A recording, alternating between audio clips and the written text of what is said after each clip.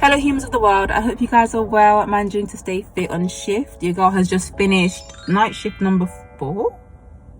You see, lost track of the days. Yes, night shift number 4, and I've got one tonight. So I thought I'd share some tips on how I train, stay motivated to get into the gym after a night shift, because trust me, when you hit that wall at 4 o'clock in the morning, the last thing you want to do is come to the gym. But there's ways we can, trick ourselves to be really excited for our hour and a half, 2 hour workout. Tip number 1, gym gear. Keep it in your car, your locker, your cycling bag, whatever it is for you. Make sure that it's available. Make sure everything's packed. Make sure you got all your stuff in there, including headphones. Number 2, pre-workout. So if you're exhausted, and I say this sparingly, use this sparingly. I'll take scoops of this, no problem. But if you are in a run of night shifts, and let's say I'm a number 4, I've got one tonight, it's my last one, I want to be able to sleep effectively before my night shift. So instead of taking, show you what I'm talking about, the full scoop, which would be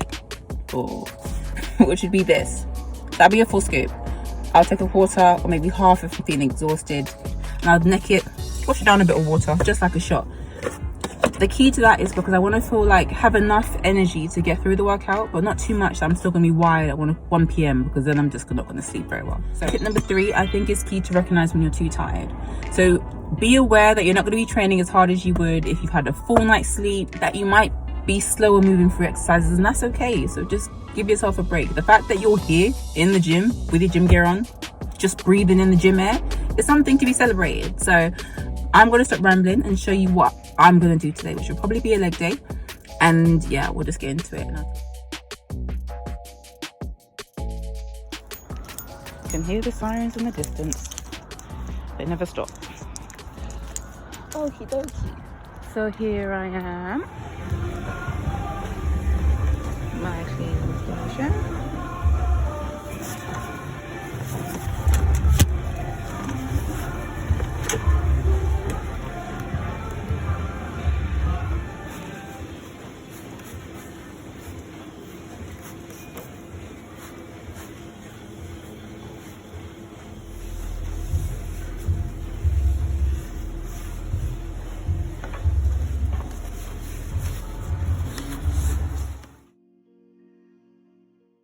So the Stairmaster. Now I started with this because I knew I wanted to warm up the legs, get them ready, juiced up, engaged for the workout, because I knew it was going to be a leg day.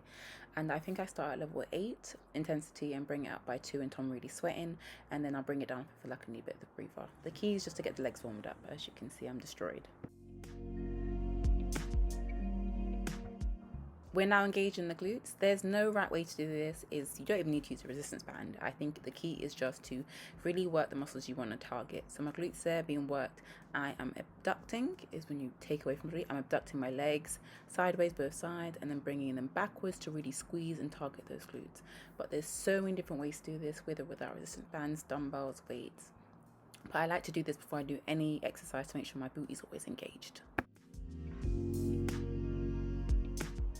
So Sumo deadlift, the queen of compound movement that also engages the glutes. I mean, I can't rave about this exercise enough. I'd say if you are a new novice lifter, we start light, because you want to make sure that you've got the form right to protect your back for future lifts. And when you're also lifting, you want to make sure that your toes are pointed towards the plates, far enough though when you're bringing the plate down, you're not actually going to be touching your toes. Oh my goodness, I shouldn't have worn grey. But we move. Okay, Superset 1 includes Bulgarian split squats with a bench step cross. Now the Bulgarian split squat, essentially you want to have one foot or one knee that's been driven towards the bench, and you're bringing your body down using your front knee. Now the way that I do this is I start as close as I can to the bench and use my foot that I'm going to be bringing myself down with. I'll jump forward, pick up the weight, and I'll begin the exercise. This can take some time to get the form right, so I'd say practice with that weight. When you feel comfortable, bring it up.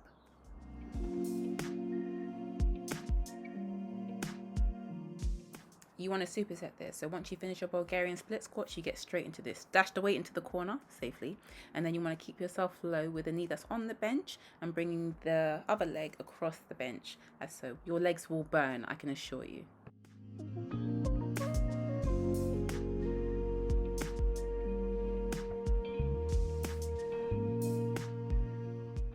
Superset 2. So this superset is bench glute bridges with glute bridge pulses into dumbbell straight leg deadlifts, if I've got that right. So you're going to begin slowly by bringing your upper body up and squeezing your glutes at the top, moving slowly through the exercise, going straight into your glute bridge pulses.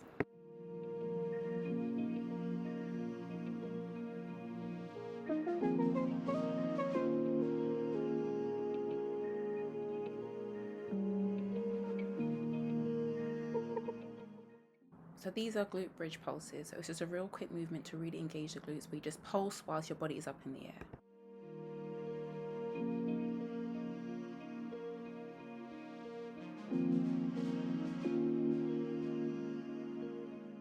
So dumbbell straight leg deadlifts. So your back is straight and your legs are straight. What you want to do is kind of fold as much as you can to the middle until your back is horizontal. And you want to try and feel the pull in your hamstrings. Once you go down slowly and pull up really quick and squeeze your glutes at the top.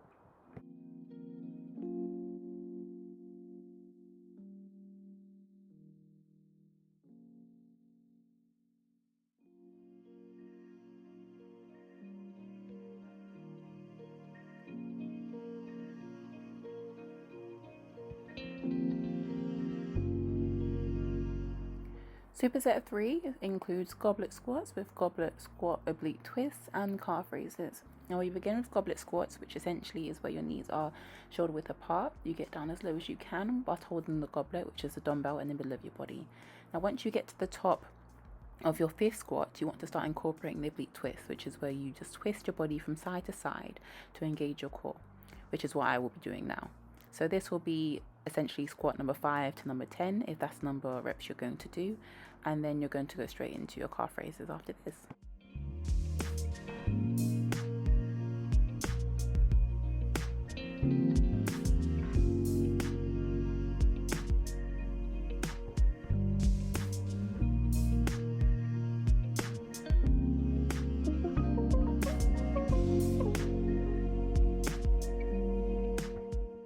Your calves are so easily neglected when you're training legs, but these are calf raises. Very simple, effective exercise where you can use with or without weight.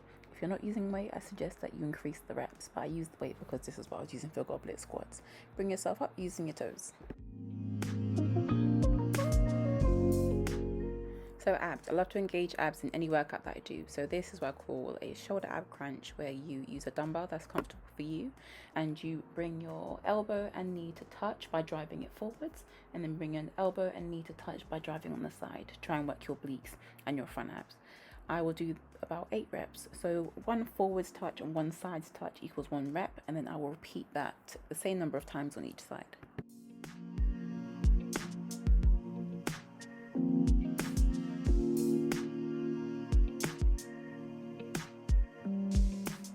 You are sweaty, you are tired, but we push through for the abs. Now this superset involves hanging oblique crunches and hanging single leg pull-ins.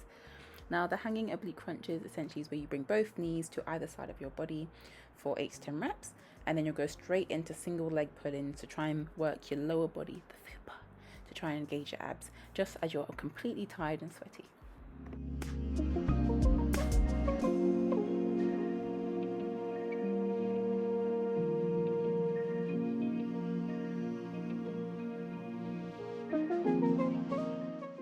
And that is that, folks, the whole workout. So I wish you all the best. Happy training. See you next video.